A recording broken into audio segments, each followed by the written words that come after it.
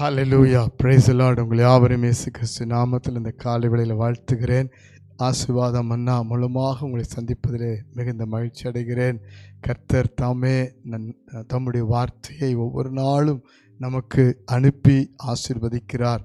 அவருடைய சித்தம் விருப்பமெல்லாம் நாம் எல்லாவற்றிலும் ஆசீர்வாதமாக காணப்பட வேண்டும். அவருடைய வார்த்தையை நாம் விசுவாசித்து ஏற்றுக்கொள்ளும் பொழுது, அந்த வார்த்தைக்கு ஏற்றபடி வாழ்க்கையை ஒப்புக் கொடுக்கும் பொழுது நாம் எல்லாவற்றிலும் ஆசீர்வதிக்கப்படுவோம்.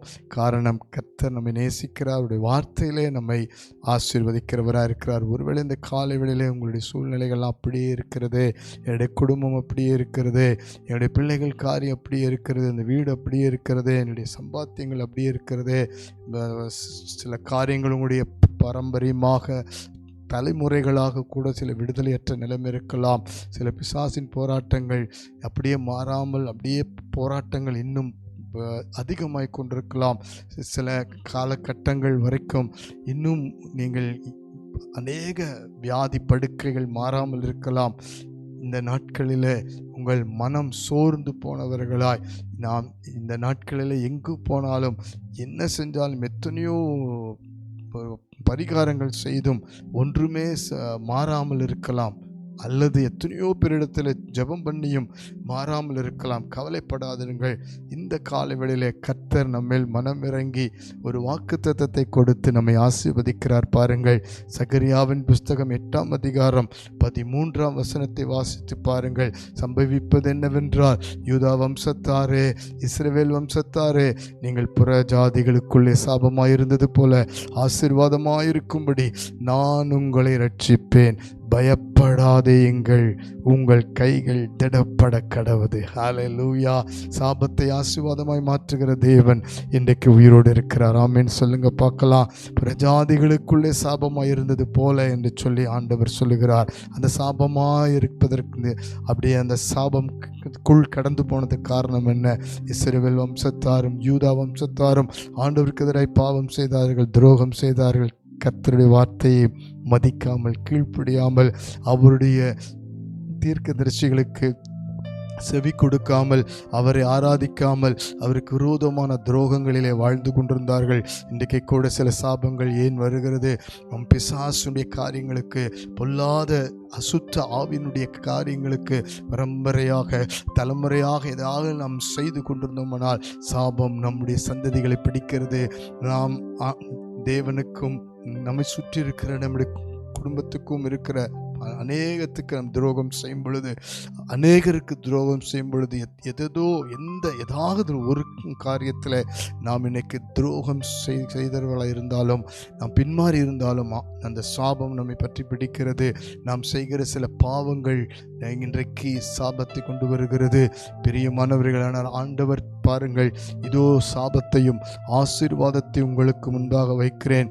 நீங்கள் தேவனுடைய வார்த்தைக்கும் கட்டளைகளுக்கும் கற்பனைகளுக்கும் செவி கொடுத்து கீழ்ப்படிவீர்களானால் உங்களுக்கு ஆசீர்வாதம் வரும்.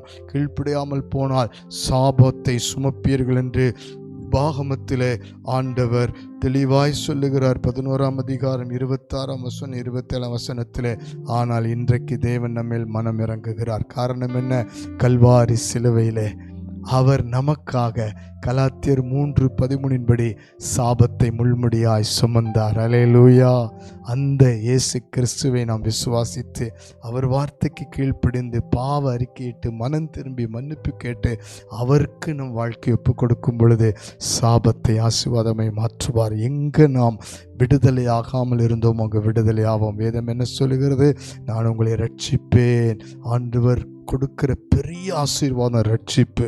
குடும்பமாக ரட்சிக்கப்படணும். மனம் திரும்பி பாவத்தை அறிக்கிட்டு சந்ததிகள் ரட்சிக்கப்பட்டவர்களாக இருக்கும் பொழுது சாபங்கள் ஆசீர்வாதமாய் மாறும், சந்ததிகள் ஆசீர்வாதமாய் மாறும். மனம் திரும்ப ஒப்பு கொடுப்பீர்களா? நீங்கள் யாராக இருந்தாலும் சரி, இன்றைக்கு ஒப்பு கொடுங்கள். நாம் இப்படி ஜெபிக்கலாமா?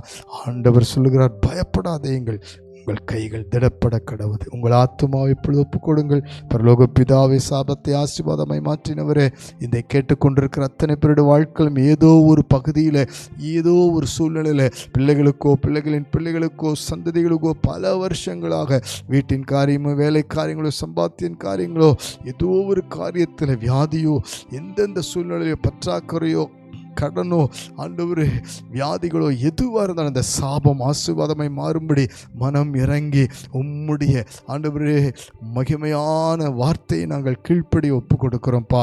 இதை ஆண்டவரே இந்த நிமிஷத்தில் தங்கள் வாழ்க்கை ஒப்பு கொடுக்கிற ஒவ்வொருவரையும் கர்த்தர் சந்திப்பீராக. சாபத்தை ஆசீர்வாதமாய் மாற்றுவீராக. பாவங்களை மன்னிப்பீராக. அவர்கள் ஆத்துமாக்களை ரட்சிப்பீராக. அவருடைய குடும்பங்களை ரட்சிப்பீராக. சந்ததிகளை ரட்சிப்பீராக.